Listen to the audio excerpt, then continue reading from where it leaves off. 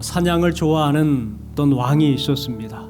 그 왕이 가장 신뢰하는 신하와 함께 정글로 사냥을 나가게 되었습니다. 숲풀이 우거져 있기 때문에 나뭇가지를 이렇게 칼로 베면서 앞으로 나아갔습니다. 그러다가 왕이 그만 자기의 손가락을 치고 말았어요. 이제 손가락이 하나 잘린 겁니다. 너무너무 고통스러웠어요. 왕이 피를 흘리면서 고통에 신음하고 있는데 그때 옆에 있던 신하가 왕에게 와서 황당한 말을 합니다. 전하, 모든 일에는 그 뜻이 있습니다. 손가락이 잘린 것이 좋은 것일 수 있습니다. 전하, 걱정하지 마소서. 이런 황당한 말을 한 거예요. 왕은 아파서 정말 힘든데 죽겠는데 좋은 일이라니. 왕은 화가 났습니다. 이놈! 내 손가락이 잘린 것이 어찌 좋은 일이라는 말이냐? 나를 놀리는 것이냐? 화를 냈습니다. 그리고 병사들을 시켜가지고 이놈을 감옥에 가둬라. 그렇게 신하는 감옥에 갇히고 말았습니다. 그렇게 몇 달이 지났어요. 왕이 이제 상처가 아물고 이제 마음 가운데 또 사냥을 하고 싶은 마음이 있는 거예요.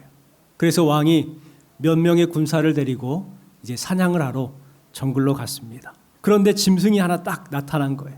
이 왕이 쫓아갑니다. 그러다가 깊은 밀림으로 들어가게 되었고 거기에서 야만족에게 붙들립니다. 그 야만족들은 포로를 제물로 바치는 그런 사람들이었어요. 야만족들은 그 왕을 잡아다가 제단 앞에 세웁니다.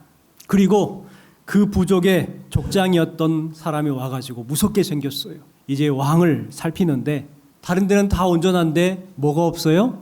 손가락이 하나가 없는 거예요. 온전하지 않으니 제물로 바칠 수 없다. 그냥 보내줘라. 그래서 이 왕이 살게 된 거예요.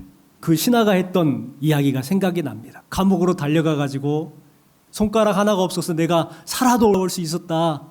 이렇게 말한 거예요. 그리고 왕이 그 신하에게 이렇게 묻습니다. 내가 너를 감옥에 가둔 것도 좋은 일이더냐?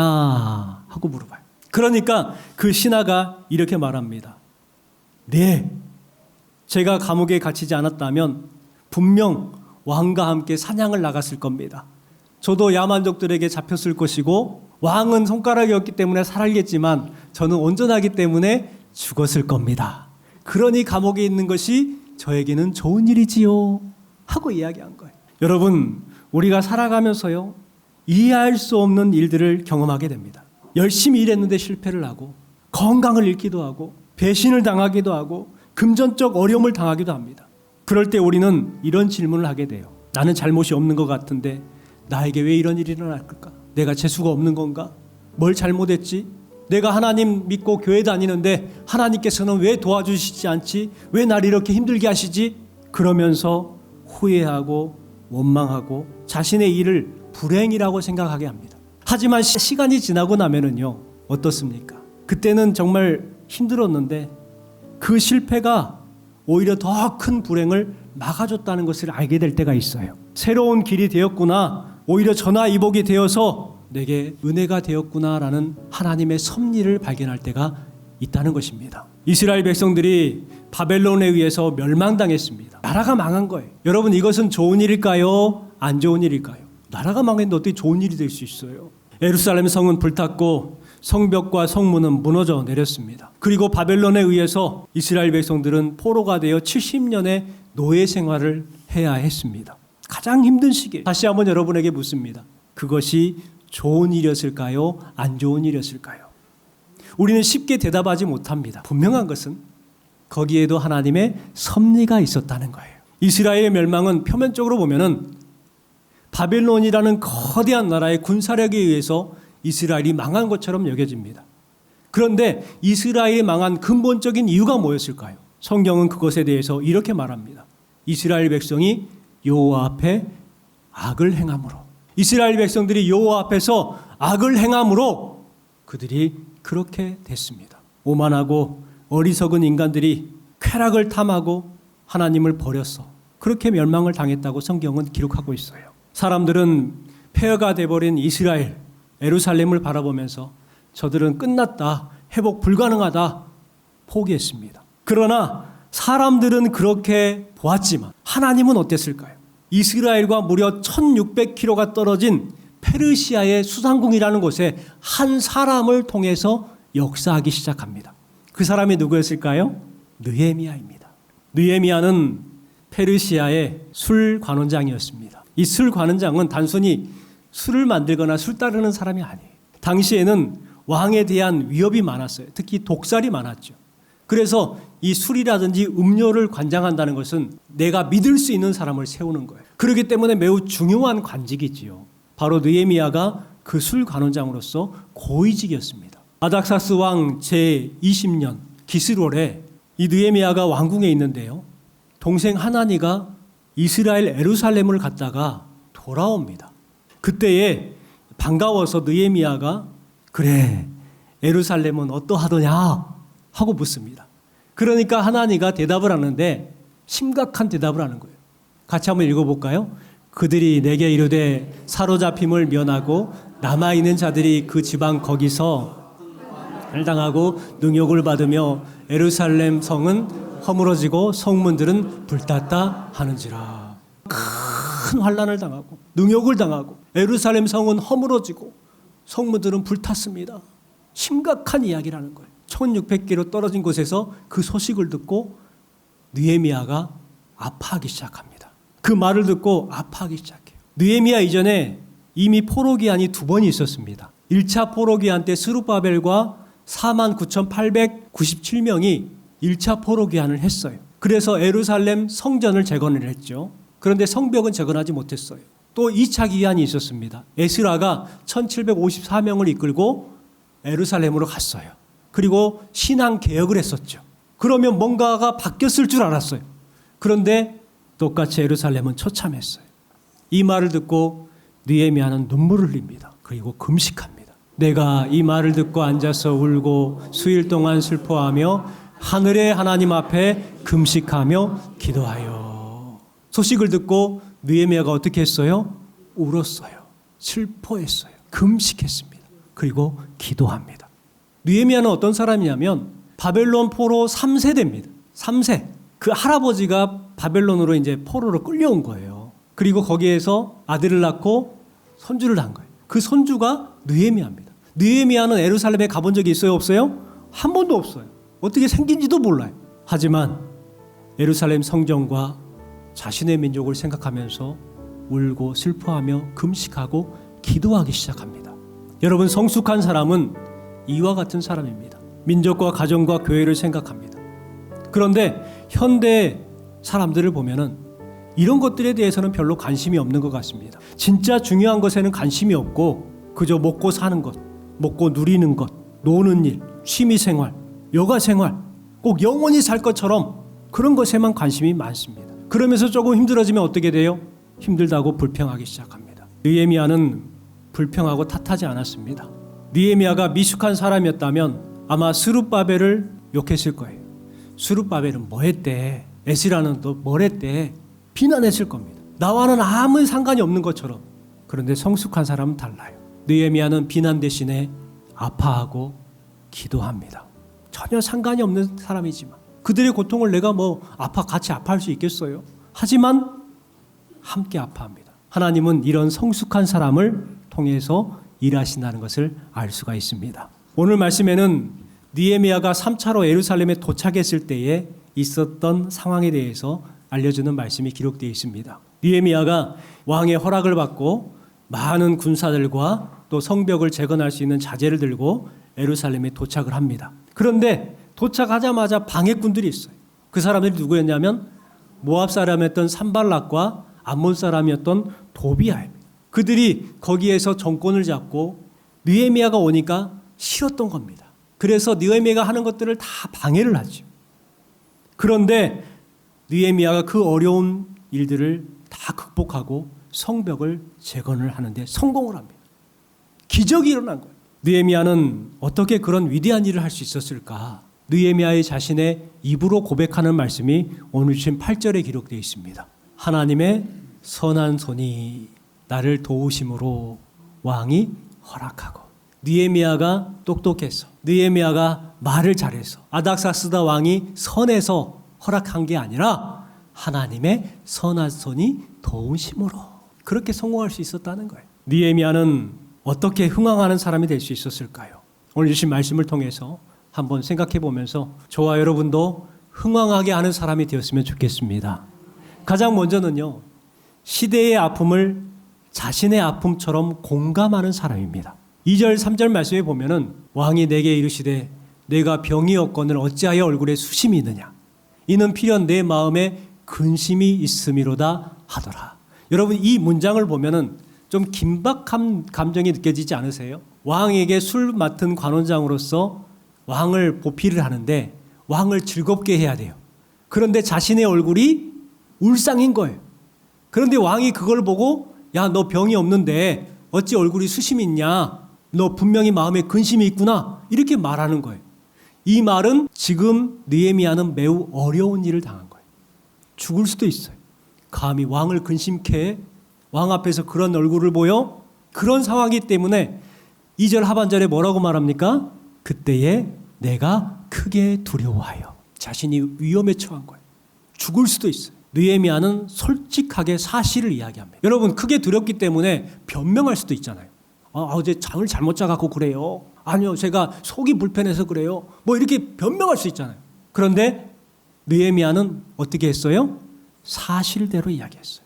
우리가 삶을 살아가면서 이런 경우를 많이 당해요. 그런데 사람들은 그거를 모면하기 위해서 변명을 하려고 합니다. 거짓말을 할 때가 있어요. 느헤미야는 술 맡은 관원입니다. 출세했어요. 얼마든지 편하고 근심 없고 그냥 즐길 수 있는 삶을 살 수 있었어요. 하지만 느헤미야의 마음은 그 편안함과 행복에 있지 않았습니다. 그의 마음은 어디에 있었느냐? 하나님의 나라의 회복에 있었다는 거예요. 여러분, 왕이 공감을 했던 것 같아요. 왜냐하면 왕도 나라에 대한 걱정, 백성들에 대한 걱정을 알잖아요. 그 마음을 가장 잘 아는 사람이 누굴까요? 왕이잖아요. 그러니 느헤미야의 그 상황과 그 마음을 가장 잘 헤아릴 수 있는 사람이 누구냐고요? 왕이죠. 그래서 왕은 그 말을 듣고 감동을 해요. 공감을 합니다. 느헤미야는요, 이스라엘 백성들의 아픔을 공감을 했어요. 그랬더니 왕이 느헤미야의 마음을 공감한 거예요. 이것이 중요합니다.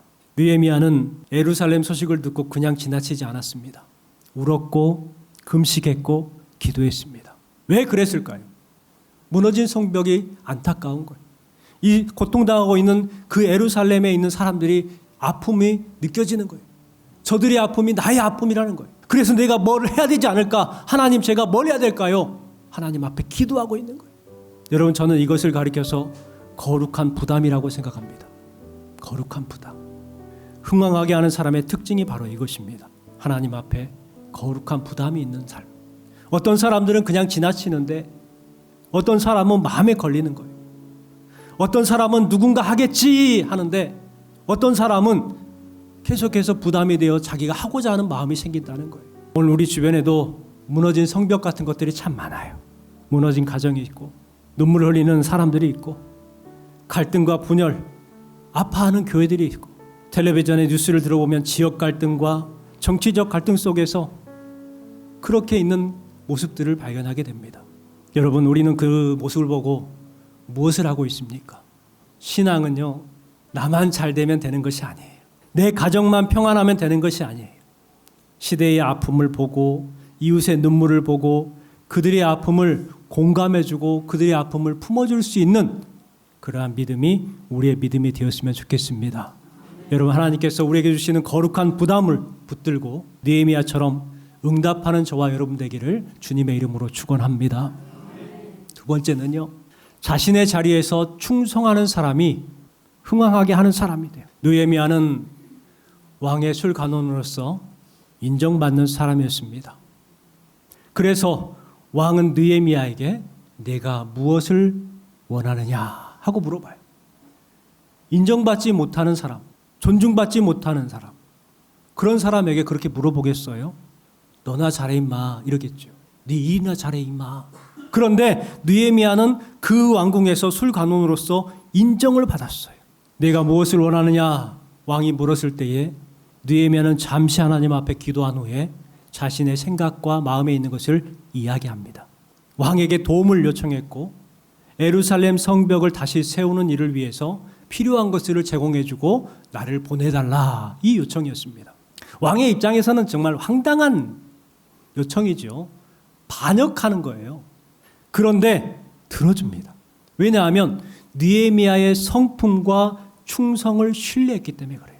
느헤미야가 평상시에 신뢰할 수 없는 사람이었다면 과연 그 부탁을 들어줄 수 있었을까요? 없었을 거예요. 그런데 왕은 그 사람이 반역할 사람이 아니고 신뢰했어요. 그리고 들어줍니다. 보내주고 도와주고 성벽을 재건할 수 있는 물건들을 함께 보내주고 그들을 호위하는 호위무사들까지도 함께 보내줍니다. 하나님께서는 충분히 준비된 사람을 들어 쓰십니다. 그에게 사명을 주시는 거예요. 준비되지 않고 자기 자신의 자리에서 대충 하는 사람을 들어 쓰시는 경우가 없어요. 생각해 보면 우리는 먼저 큰 일을 하기를 원해요. 큰 회사, 큰 사업을 하기를 원합니다. 그리고 사람들에게 인정받고 싶어 합니다. 그러나 작은 일도 감당 못하면서 큰 일을 하려다가 실패하는 사람들이 얼마나 많은가요? 교회도 그렇습니다. 큰 교회 세우고 큰 사역을 하고 싶어 합니다. 그런데 준비되지 않으면요 실패합니다. 지금 현재 자리에서 최선을 다해야 되는 거예요. 디저트로 유명한 카페 거리가 있었습니다. 카페들이 많아요. 탕후루가 유명해지니까 그 카페들이 다 탕후루를 메인 메뉴로 삼고 간판을 바꾸고 기계를 바꿨습니다. 6개월이 지나니까 이제 탕후루가 시들해지고 요거트 아이스크림이 뜨기 시작합니다. 그러니까 그 가게들이 메인 메뉴를 요거트 아이스크림으로 바꾸고 또 기계들을 또 바꿨어요. 인테리어를 바꿉니다.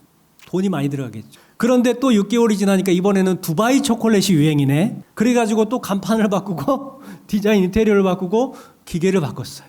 많은 돈이 들어갔어요. 그런데 유일하게 그 중에 한 가게는 간판이나 메인 메뉴를 바꾸지 않은 가게가 있었어요. 마카롱 가게였습니다. 이 마카롱 가게는 메뉴를 바꾸는 대신에 매일 새벽부터 나와서 더 나은 맛을 찾기 위해서 노력하기 시작했어요. 주변에 있는 옆집 사장들이 그럽니다. 저 집은 아직도 마카롱이야? 그러니 손님이 없지. 그래도 마카롱 사장은 꾸준하게 연구를 했어요. 소금빵, 쫀득 쿠키 계속해서 바뀌었어요. 그런데 이 마카롱 가게는 계속해서 마카롱만 팔았어요. 그 골목에 가게의 절반 이상이 문을 닫았습니다. 그런데요, 이상한 것은 마카롱 가게만은 손님들이 줄을 서기 시작했습니다. 그 단골들이 SNS에 소문을 퍼뜨린 거예요. 사람들이 소문을 듣고 찾아오기 시작합니다. 멀리에서도 찾아옵니다. 그리고 나중에는 그곳이 마카롱 거리가 됐어요. 지금 있는 자리를 무시하지 마십시오. 지금 여러분이 하고 있는 것을 하찮게 생각하지 마시고 최선을 다하시고 충성을 다하시기 바랍니다. 그러면 여러분 성공할 수 있어요. 여러분 신앙의 자리도 마찬가지입니다. 지금 여러분에게 맡겨진 직분을 최선을 다하십시오. 그러면 하나님께서는 여러분에게 더 귀한 것으로 더해 주시고 은혜를 허락해 주실 줄 믿습니다. 마지막 세 번째는요, 어떤 사람이 흥왕하는 사람이 되느냐. 방해가 있어도 포기하지 않는 사람을 하나님께서는 흥왕하는 사람으로 세우셔요. 느헤미야가 예루살렘에 도착했을 때에 좋은 뜻을 가지고 왔기 때문에 형통할 거라고 생각을 했어요. 그런데 방해가 있었어요. 모든 일이 순조롭게 진행돼야 될 텐데 오히려 반대가 있었어요. 본문 10절에 보면은 이 사마리아의 총독이었던 산발랏 그리고 그의 종이었던 도비아가 느헤미야의 모든 것을 감시하고 방해합니다. 수단과 방법을 가리지 않고 방해합니다. 죽이려고까지도 합니다. 여러분, 우리가 하나님의 일을 한다고 해서 항상 잘 되는 것은 아니에요. 우리가 신앙생활 열심히 한다고 해서 모든 일이 다 형통한 것은 아니더라고요. 방해가 있어요. 어려움이 있습니다. 여러분, 그 방해가 있고 어려움이 있다고 해서 포기하면 될까요? 안 될까요? 안 되죠. 때로는 비난을 받을 때도 있고 때로는 오해를 받을 때도 있어요. 그런 비난과 오해를 당하면 대부분 분노합니다. 억울해합니다. 그리고 사람들과 싸우려고 합니다. 내가 왜 이런 대접을 받아야 돼? 하면서 손을 놓아버립니다. 그러나 느헤미야는 방해가 있고 비난을 들었지만 사명을 놓지 않았어요. 느헤미야는 방해가 있기 때문에 더 신중했어요. 방해가 있기 때문에 더 철저했어요. 방해가 있었기 때문에 더 준비했습니다. 그리고 방해가 있기 때문에 더 멈추지 않았습니다. 느헤미야가 예루살렘 성전에 왔을 때에 방해가 있었지만 3일 동안 예루살렘 성을 돕니다. 현지 조사를 한 거예요. 그런데 방해가 있으니까 밤에 돕니다. 밤에 모르게 신하 한 명만 데리고 말 한 마리만 이끌고 조용하게 성벽들을 치찰하고 성문들을 살피는 거예요. 그리고 나서 모든 것들을 다 정황을 살핀 다음에 백성들에게 이야기합니다. 선포합니다. 여러분, 예루살렘 성을 건축하여 다시 수치를 당하지 맙시다. 그러니까 그 말을 듣고 백성들이 일어나서 그래, 일어나 우리가 건축하자 하기 시작합니다. 여러분, 만약에 느헤미야가 그냥 가서 아무 준비 없이 백성들을 선동했다면 어떻게 됐을까요? 백성들은 느헤미야의 말을 듣지 않고 느헤미야는 백성들의 마음을 얻지 못했을 겁니다. 여러분, 그렇다면 방해가 도움이 된 거예요? 도움이 안 된 거예요? 도움이 된 거지요. 우리는 방해는 싫은 것이, 방해는 없어져야 될 것이라고 생각해요. 그러나 느헤미야의 말씀을 보면 방해가 있었기 때문에 할 수 있었다는 거예요. 여러분, 이것이 우리 삶에 적용이 됐으면 좋겠습니다. 그러면요, 흥왕하게 하는 성도의 삶이 될 줄 믿습니다. 흥왕하게 하는 사람은 시대의 아픔을 공감하는 사람이고 자신의 자리에서 충성하는 사람이고 방해에도 불구하고 포기하지 않는 사람이 흥왕하는 사람이요, 흥왕하게 하는 사람인 줄 믿으시기 바랍니다. 여러분이 느헤미야처럼 어려운 때에도 가정과 교회를 흥왕하게 하는 성도가 되시기를 주님의 이름으로 축원합니다. 우리